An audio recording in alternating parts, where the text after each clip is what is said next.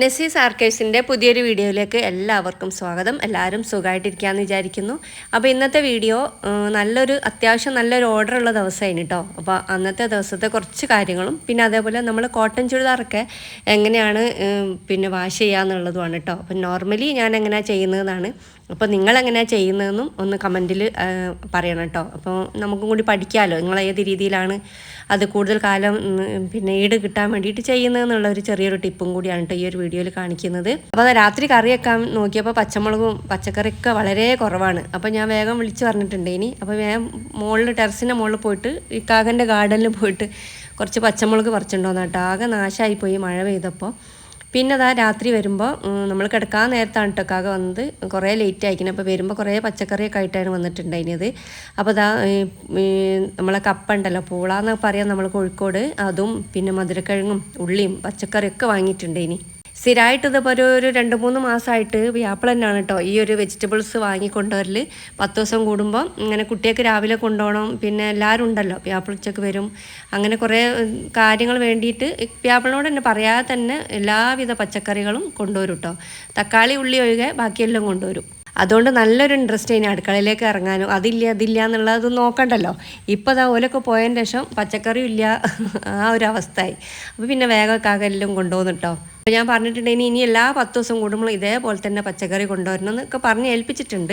കയ്പ ഇവിടെ ഇതുവരെ വാങ്ങിയിട്ടില്ല കേട്ടോ കുട്ടികളുള്ളപ്പം. അപ്പോൾ ഇപ്പോൾ ഇവിടെ എനിക്കൊക്കെ കയ്പ ഭയങ്കര ഇഷ്ടമാണ്. പിന്നെ മുരിങ്ങക്കായ അവിയലുണ്ടാക്കുക, സാമ്പാർ ഉണ്ടാക്കാമെന്ന് പറഞ്ഞിട്ടൊക്കെ വാങ്ങിയിട്ടുണ്ട്. അപ്പോൾ ഈ ഒരു റോള് തീർന്നിട്ട് കുറേ ദിവസമായിട്ടോ. അപ്പോൾ ഈ നനഞ്ഞ ഇത് തുടയ്ക്കാനും ഒക്കെ അത് യൂസാണ്, നല്ല ഉപകാരമാണ്. ഇല്ലായിരിക്കും എന്തോ ഒരു പൊറുതിക്കേടുണ്ടായിന്. മിഠായി തെരുവിൽ കുറച്ച് ഷോപ്പിംഗ് ഒക്കെ നടത്തിയിട്ടുണ്ടായിന്, കുറച്ച് സാധനങ്ങളൊക്കെ വാങ്ങാണ്ടായിന്, വളരെ അത്യാവശ്യമുള്ള എൻ്റെ കുക്കിങ്ങായിട്ട് ബന്ധപ്പെട്ടുള്ള. അപ്പോൾ ഞാൻ ആ ഒരു റോള് വാങ്ങിയാട്ടോ. റോളിന് 50 രൂപയുള്ളൂ കേട്ടോ. ഇത് നമ്മൾ ഈ സൂപ്പർ മാർക്കറ്റിലൊക്കെ 100-120 റുപ്യ കൊടുക്കണം. പിന്നെ പിറ്റേന്ന് രാവിലെ ബാജിയും പിന്നെ അതേപോലെ കണ്ണുവെച്ച പത്തിരിയാണ് കേട്ടോ. അപ്പോൾ ബാജി കുറേ കാലമായിട്ട് ഉണ്ടാക്കിയിട്ട്, പൂരിയും ബാജിയും നമ്മളെ ഇവിടുത്തെ ഫേവറേറ്റ് ആയിരുന്നു. പിന്നെ എണ്ണ രാവിലെ തന്നെ കഴിക്കണ്ട എന്നുള്ളൊരിത് വന്നപ്പോൾ അങ്ങനെ കഴിക്കാതായി പോയതാണ്. ബാജിയും ഉണ്ടാക്കലില്ല.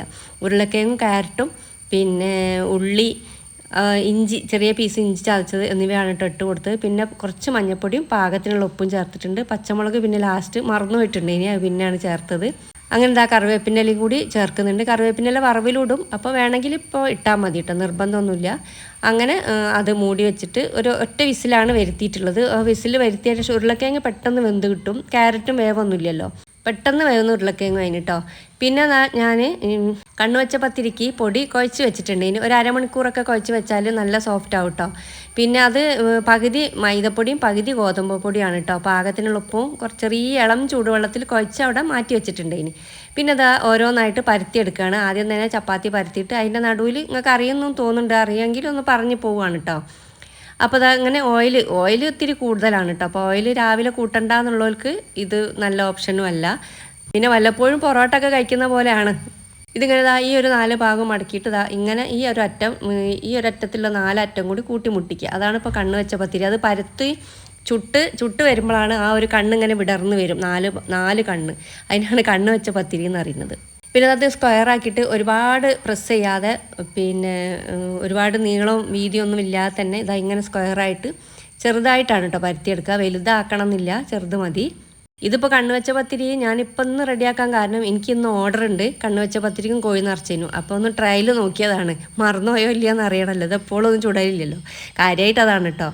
പിന്നെ ഇങ്ങനെ നമ്മൾ ചപ്പാത്തി പരത്തിയിട്ട് മെഴുക്കൊക്കെ വേണമെങ്കിൽ പരത്തിയിട്ട് 4 ഭാഗം മടക്കിയിട്ട് പരത്തുകയാണെങ്കിൽ അത് മടക്കി ചപ്പാത്തിയും ആയിട്ടോ. ഇങ്ങനെയാണ് മടക്കി ചപ്പാത്തി. അല്ലാതെ നമ്മൾ നേരത്തെ പറഞ്ഞ പോലത്തെ ആ കണ്ണ് വെച്ചതെന്ന് തന്നെയാണ് കേട്ടോ പറയുക. കണ്ണ് വെച്ചെന്നാണ് പറയുക. ഇങ്ങനെ പരത്തുമ്പോഴാണ് മടക്കി ചപ്പാത്തി ആവുക. ഇങ്ങനെയാണ് മടക്കി ചപ്പാത്തി ചുടുക, മറ്റേ സൈസിലല്ല. പിന്നെ ചുടുന്ന സമയത്തും പിന്നെ ആദ്യം തന്നെ നമ്മൾ നൈസ് പത്തിരിനെ മാതിരി ആദ്യം തന്നെ ചുട്ടിട്ട് പെട്ടെന്ന് തന്നെ മറിച്ചിട്ടിട്ട് അങ്ങനെയാണ് കേട്ടോ. അപ്പോൾ ആ സമയത്തും നമ്മൾ ഓയിൽ കുറച്ച് ഒഴിച്ച് കൊടുക്കണം. ഞാൻ നേരത്തെ പറഞ്ഞ പോലെ ഓയിലിൻ്റെ അതിപ്രസരാണ് കേട്ടോ. കുഴക്കുന്ന സമയത്തും പരത്തുന്ന സമയത്തും ഒക്കെ ഇങ്ങനെ തിരി ഓയിലിൻ്റെ ആവശ്യമുണ്ട്. അപ്പോൾ ഇക്കാക്കൊക്കെയാണ് ഇതിപ്പോൾ ചുട്ടെടുക്കുന്നത്. അപ്പോൾ കുറേ വേവണം, അതുകൊണ്ടാണ് കുറേ സമയം. ഇത്രയും വേവേണ്ട ആവശ്യമൊന്നുമില്ല കേട്ടോ. പിന്നെ തിരിച്ച് മറിച്ചൊക്കെ ഇട്ട് കൊടുക്കുക. നല്ലോണം പൊള്ളി വരും. ആ പൊള്ളി വരുമ്പോഴാണ് ആ കണ്ണുകൾ ഇങ്ങനെ വിടർന്ന് വരിക. ആ 4 എണ്ണം നമ്മൾ മടക്കിയില്ലേ ആ ഭാഗം. നല്ല ടേസ്റ്റാണ് കേട്ടോ കഴിക്കാൻ വേണ്ടിയിട്ട്. അപ്പോൾ ഞാനിപ്പോൾ ബാജിൻ്റെ കൂടെയാണ്, ഇതെല്ലാം ശരിക്കും ചിക്കൻ കറീൻ്റെ കൂടെയാണ് ഇത് കഴിക്കുക. ഇപ്പോൾ കോഴിക്കോട്ടുകാരുടെ സ്പെഷ്യൽ ആണ് കേട്ടോ, പിയാപ്പിൾമാർക്കൊക്കെ ഉണ്ടാക്കി കൊടുക്കണേ അപ്പോൾ അതൊക്കെ ചുട്ടെടുത്ത് അപ്പോൾ കണ്ടില്ലേ അങ്ങനെ ആ ഒരു കണ്ണ് കണ്ടില്ല, അങ്ങനെ ഒരു ഭാഗമേ പൊന്തി വന്നിട്ടുള്ളൂ, എല്ലാ ഭാഗവും പൊന്തി വരും കേട്ടോ. അങ്ങനെ കുറച്ച് നല്ലോണം പൊന്തി നല്ല സോഫ്റ്റായിട്ട് വരികയും ചെയ്യും. ഒന്ന് ചുട്ട് നോക്കി അപ്പോൾ നിങ്ങൾക്ക് മനസ്സിലാവുക. അപ്പോൾ കൂടുതൽ ഇങ്ങനെ കണ്ണ് ഇപ്പോൾ കാണിച്ച് തന്നിട്ടില്ല കേട്ടോ ഞാൻ. പിന്നെ അപ്പോഴേക്കും ഈ ബാജി റെഡിയായി. കാക്കറണ തീരെ സമയമില്ല, അപ്പം പോവല്ലി എന്ന് പറഞ്ഞിട്ട് പെട്ടെന്ന് കാക്കരം കൊണ്ട് തന്നെ ആ ഉരുളക്കിഴങ്ങ് ഒന്ന് ഉടപ്പിച്ചിരിക്കുകയാണ്. പിന്നെ കുറച്ച് മല്ലിയിലയും ചേർത്ത്, പിന്നെ അതേപോലെ കടുകും വറ്റൽമുളകല്ല കറിവേപ്പിനെല്ലാം കൂടി ചേർത്ത് വറവിട്ടെടുത്തിട്ടുണ്ട്. അപ്പോൾ നല്ല ടേസ്റ്റ് ആയിരുന്നു കേട്ടോ. അത് നല്ല ടേസ്റ്റാണ്, കുട്ടികൾക്കൊക്കെ നല്ലതാണ്. ഞാനിത് കഴിച്ചിട്ടില്ല കേട്ടോ.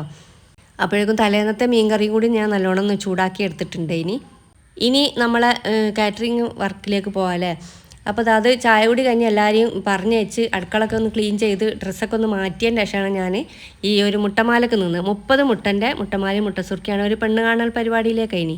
ഇതിന് ശരിക്കും ഇതുവരെ 550 കേട്ടോ ഒരു 30 മുട്ടൻ്റെത്. പിന്നെ ഇപ്പോൾ 600 ആക്കിയിട്ടുണ്ട്, കാരണം മുട്ട 8 രൂപയാണ് മുട്ടക്ക്. അപ്പോൾ ഇപ്പം ഞാൻ ഈ ഒരു വോയിസ് കൊടുക്കുന്ന സമയത്ത് മുട്ടക്ക് ലേശം കുറഞ്ഞിട്ടുണ്ട് റേറ്റ്. ശരിക്കും പറഞ്ഞാൽ ഈ ഒരു പണിയൊക്കെ നല്ലൊരു റിസ്ക് എടുക്കുന്ന പണിയാണ്, കാരണം കുറേ സമയം അങ്ങനെ നിൽക്കണം. അതുമല്ല ചെറിയൊരു ഫാൾട്ട് വന്നാൽ ആ ഒരു മുട്ടമാല മോശമായി പോവുകയും ചെയ്യും. അങ്ങനെ അൽഹംദുലില്ലാ കുഴപ്പമൊന്നുമില്ലാത്ത രീതിയിലൊക്കെ ആയി വന്നിട്ടുണ്ട്. അതൊക്കെ കൊടുത്ത് രാവിലെയാണ് കേട്ടോ, അത് 11 മണിയായപ്പോൾ കൊടുത്ത്. അത് കഴിഞ്ഞതിൻ്റെ ശേഷമാണ് ഞാൻ എൻ്റെ ഈ ഒരു പണിക്കുന്നത്. സാധനങ്ങളൊക്കെ അപ്പോഴേക്കും അങ്ങനെ പറഞ്ഞേച്ച് വാങ്ങി. ഞായറാഴ്ച ആയതുകൊണ്ട് പിന്നെ ഒഴിവുണ്ടേനി. അപ്പോഴേക്കും അതൊക്കെ കഴിഞ്ഞ് മസാല തേച്ച് കഴിഞ്ഞ് മസാല തേച്ച് വേഗം ഫ്രിഡ്ജിലേക്ക് മാറ്റി. പിന്നെ ഞാൻ ചട്ടിപ്പത്തിരിക്കുള്ള അത് കുഴച്ച് വെച്ചാട്ടോ മൈദ. പിന്നെ ഈ ഉന്നക്കായക്കുള്ള ഈ ഒരു പഴം പുഴുങ്ങി ഉടച്ച് വെച്ചിട്ടുണ്ട്. പിന്നെ അത് തേങ്ങയും ഇതേപോലെ സെറ്റാക്കി വെച്ചിട്ടുണ്ട്. ഇനിയിപ്പോൾ ഇവിടെ ഞായറാഴ്ച ആയതുകൊണ്ട് സ്പെഷ്യലൊന്നും ഇല്ല കേട്ടോ. അന്ന് എനിക്ക് പിടിപ്പത് പണിയുള്ളതിനോണ്ട് സ്പെഷ്യലൊന്നും ഉണ്ടാക്കിയിട്ടില്ല. പിന്നെ വേഗം സാധാ റേഷൻ കടയിൽ അരിയിട്ട് അടുപ്പത്ത് വെച്ചിട്ടുണ്ട്. പരിപ്പും വെള്ളരിയും അടുപ്പത്തും വെച്ചിട്ടുണ്ട്. അപ്പോൾ മീനുണ്ട് മസാല തേച്ചത്, അത് പൊരിക്കും ചെയ്യാൻ വിചാരിച്ച് അപ്പോഴേക്കും ഈ ഒരു പണിയൊക്കെ ഒതുക്കിയിട്ടുണ്ട് കേട്ടോ. അപ്പോൾ കൂടുതൽ ഡീറ്റെയിൽ ആയിട്ടൊന്നും ഞാൻ വീഡിയോ എടുത്തിട്ടില്ല കേട്ടോ. ഉന്നക്കായ ഉണ്ടാക്കി വെച്ച് പിന്നെ ചട്ടിപ്പത്തിരിക്കുള്ള തോല് റെഡിയാക്കി വാട്ടി വെച്ചിട്ടുണ്ട്. അപ്പോഴേക്കും പിന്നെ അത് ചട്ടിപ്പത്തിരിയൊക്കെ അതിൻ്റെ ഇടക്കായി. പിന്നെ അതൊന്നും ഞാൻ വീഡിയോ എടുത്തിട്ടില്ല കേട്ടോ. വീഡിയോ എടുക്കാമെന്നാൽ പിന്നെ ഇതിപ്പോൾ ഒരു മഗ്‌രിബാങ്ക് കൊടുക്കണ വരെ എനിക്ക് പണിയുണ്ടേനി. രാത്രിയിലേക്ക് വേണ്ടിയിട്ടുള്ള സാധനങ്ങളെ കേട്ടോ, ചട്ടിപ്പത്തിരി, ഉന്നക്കായ, ഇങ്ങനെ കണ്ണ് വെച്ച പത്തിരി, പിന്നെ കോഴി നിറച്ചത്. കോഴി നിറച്ചതിൻ്റെ ഈ ഒരു പരിപാടി ഉള്ളത് റീൽസായിട്ട് ഇട്ടിട്ടുണ്ട്. പിന്നെ നേരത്തെ തന്നെ ഞാൻ ലോങ് വീഡിയോ ഇട്ടിട്ടുണ്ട് കേട്ടോ. അപ്പോൾ വേണമെങ്കിൽ ഒന്ന് ട്രൈ ചെയ്ത് നോക്കണമെങ്കിൽ ഒന്ന് കണ്ടു നോക്കണ്ടി. ഇനി നമുക്ക് കോട്ടൺ ചുരിദാറിൻ്റെ കാര്യങ്ങളിലേക്ക് വരാം അല്ലേ. അപ്പോൾ കോട്ടൺ ചുരിദാർ നമ്മൾ കുറേ കാലം ഈടിട്ടൂല. ചുരിദാർ പെട്ടെന്ന് കളറ് ഫെയ്ഡായി പോവും, അങ്ങനത്തെ കുറേ ബുദ്ധിമുട്ടുകൾ അതിനുണ്ടല്ലോ. അപ്പോൾ അതുകൊണ്ട് നമ്മൾ അത്രയും മൈൽഡായിട്ടുള്ള ഷാമ്പോ, പിന്നെ അതേപോലെ അതായത് നമ്മളെ കുഞ്ഞു ബേബിക്ക് വാങ്ങിയിട്ടുള്ള കഴുകാൻ വാങ്ങിയിട്ടുള്ള ഒരു ലിക്വിഡാണ് കേട്ടോ അത്. അപ്പോൾ അത് ഞങ്ങൾ തീരെ അങ്ങനെ ഉപയോഗിച്ചിട്ടില്ല. അപ്പോൾ അവളത് ഉമ്മനോട് എടുത്തോളി എന്ന് പറഞ്ഞിട്ട് അങ്ങനെ ഓളിത് ഇവിടെ വെച്ച് പോയത്. അപ്പം ഞാൻ എന്താക്കി, ഇങ്ങനത്തെ ചുരിദാറുകൾ, നല്ല ചുരിദാർ അങ്ങനത്തെ കാര്യങ്ങളൊക്കെ വാഷ് ചെയ്യാമല്ലോ വിചാരിച്ച്. ഈ കോട്ടൺ ചുരിദാറൊന്നും നമ്മൾ സോപ്പും പൊടിയിലിട്ട് തിരുമ്പിയാലോ അല്ലെങ്കിൽ വാഷിംഗ് മെഷീനിലിട്ട് തിരുമ്പിയാലൊക്കെ പെട്ടെന്ന് നാശമായി പോകും. പിന്നെ അതേപോലെ നല്ല നല്ല മാക്സികൾ, നമ്മൾ റേറ്റ് കൂടിയ മാക്സികളൊക്കെ വാങ്ങുമ്പോഴും അതും നമ്മൾ വാഷിംഗ് മെഷീനിൽ ഇടരുതെന്ന് കേട്ടോ കടക്കാരൻ പറഞ്ഞത്. ചുരിദാറിൻ്റെ ടോപ്പും കാലും ഒക്കെ ഞാനത് അതിലേക്ക് ലിക്വിഡ് ഒഴിച്ചിട്ട് അതിലേക്ക് വെള്ളം ഒഴിച്ചിട്ട് കുതിർത്ത് വെച്ച് ഒരു 10 മിനിറ്റൊക്കെ കുതിർത്ത് വെച്ചിട്ടുണ്ട്. എന്തായാലും പൊടിയും അഴുക്കും അങ്ങനെ എന്തൊക്കെ ഉണ്ടാവുമല്ലോ. പിന്നെ അടുത്തത് ഷോളാണ് കേട്ടോ. എൻ്റെ ഒരു ഫ്രണ്ടിൻ്റെ അടുത്ത് കുറേ കാലം വരെ കോട്ടൺ ചുരിദാർ നിൽക്കും, വേഗം ഫെയ്ഡാകുകയൊന്നുമില്ല. അപ്പം ഞാൻ അവളോട് ചോദിച്ചിട്ടുണ്ട് ഇനി ഇതെങ്ങനെയാണ് ചെയ്യണമെന്നൊക്കെ ചോദിക്കുമ്പോൾ അവൾ പറയും ഞാൻ ഈ ഷോൾ അങ്ങനെ പെട്ടെന്ന് തിരുമ്പൂലാറിഞ്ഞ്. നമ്മളിപ്പോൾ ഞാൻ ഒരു 2-3 ഇടൽ ഇടുമ്പോഴത്തേക്ക് തന്നെ ചുരിദാർ തിരുമ്പും. വെയിലത്ത് 1-2-3 ഇടലൊന്ന് കുറേ ഇടലിട്ടിട്ടും വെയിലത്ത് വെച്ചിട്ട്, നല്ല വെയിലല്ല, ഒരു ചെറിയൊരു വെയിൽ വെച്ച് ഉണക്കിയിട്ട് മറിച്ചിടണം കേട്ടോ. നമ്മുടെ ഡ്രസ്സ് എന്ത് വെയിലത്തിടുകയാണെങ്കിലും അങ്ങനെ ചെറുതായിട്ടൊരു വെയിലത്തിട്ടിട്ട് മടക്കി വെക്കുകയാണ് ചെയ്യൽ. ആ വിയർപ്പിൻ്റെ ഇതൊക്കെ ഒന്ന് വറ്റിയതിൻ്റെ ശേഷം. അപ്പോൾ പക്ഷെ എന്നാലും കുറേ ദിവസമൊന്നും ഇടാൻ നമുക്ക് തോന്നൂല. രാവിലെ തൊട്ട് വൈകുന്നേരം വരെ ഇടുന്ന ഡ്രസ്സ് ഞാൻ വേഗം തിരുമ്പും. പിന്നെ അത് വേഗം കുറച്ച് സമയമൊക്കെ ഇട്ടിട്ട് അങ്ങനെ തിരുമ്പും. പിന്നെ ഷോള് അതേപോലെ തന്നെ ഇപ്പോഴും തിരുമ്പരുതെന്നാണ് പറയുക. പക്ഷെ ഞാനും ഈ ചുരിദാറിൻ്റെ കൂടെ തന്നെ ഈ ഷോളും തിരുമ്പും കേട്ടോ. ഷോൾ അങ്ങനെ തിരുമ്പരുത്, അത് പെട്ടെന്ന് ഫെയ്ഡാവും എന്നാണ് പറയുക. ശരി തന്നെയാണ്, അങ്ങനെ പെട്ടെന്ന് തിരുമ്പുന്നതിനോട് എനിക്ക് അങ്ങനെ ചുരിദാർ കുറേ കാലം അങ്ങനെ നിൽക്കലുമില്ല കേട്ടോ. അപ്പോൾ നമ്മളെന്താ ചെയ്യേണ്ടത് വെച്ചാൽ ഷോള് എപ്പോഴെങ്കിലും വെച്ചാൽ ഈ വെയിലത്തിട്ടാൽ മതി. ഷോളിൽ അങ്ങനെ തന്നെ അത് വിയർപ്പും അങ്ങനത്തെ കാര്യങ്ങളൊന്നും ഉണ്ടാവില്ലല്ലോ, നമ്മളെ ചുരിദാറിൻ്റെ ടോപ്പിലുണ്ടാകുന്ന പോലെ. അപ്പോൾ ഞാൻ പറഞ്ഞു തന്ന ഇങ്ങനത്തെ വാഷിംഗ് മെഷീൻ ഇടരുത്, പിന്നെ അതേപോലെ ഹാർഡായിട്ടുള്ള ഷാമ്പു ഉപയോഗിക്കരുത്, ഇതേപോലത്തെ മൈൽഡായിട്ടുള്ള എന്തെങ്കിലും ലിക്വിഡ് വെച്ചിട്ട് അത് കഴുകാവൂ. അങ്ങനത്തെ ഒക്കെ കുറച്ച് ടിപ്പുകളാണ് ഞാൻ ഇതിൽ ഷെയർ ചെയ്യുന്നത്.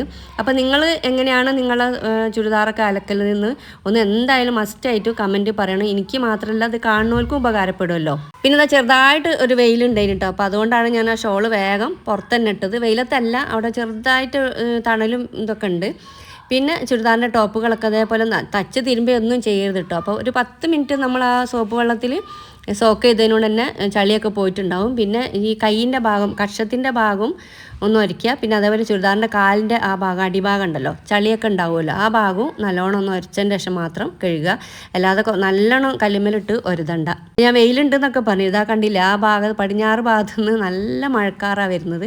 അപ്പോഴേക്കും ഞാൻ വേഗം എടുത്തിട്ടോ. പിന്നെ മാറ്റൊക്കെ ഈ വെയിലില്ലായിട്ട് കുറേ ദിവസമായിട്ട് ഇങ്ങനെ കൂട്ടി വെച്ചതാണ് കേട്ടോ, അതും വേഗം കഴുകി ഉണക്കിയിട്ട് വാഷിംഗ് മെഷീനിൽ ഇട്ടിട്ട് ഉണക്കിയാണ് തിരുമ്പിയതിൻ്റെ ശേഷം ഇങ്ങനെ ഇതാ വെയിലത്തിട്ടിക്കുകയാണ്. അപ്പോഴേക്കും ഇതാ നല്ല മഴ പെയ്ത് എടുക്കേണ്ടി വന്നിട്ടോ. അപ്പോൾ ഇന്നത്തെ വീഡിയോ ഇത്രയേ ഉള്ളൂ. Thanks for watching.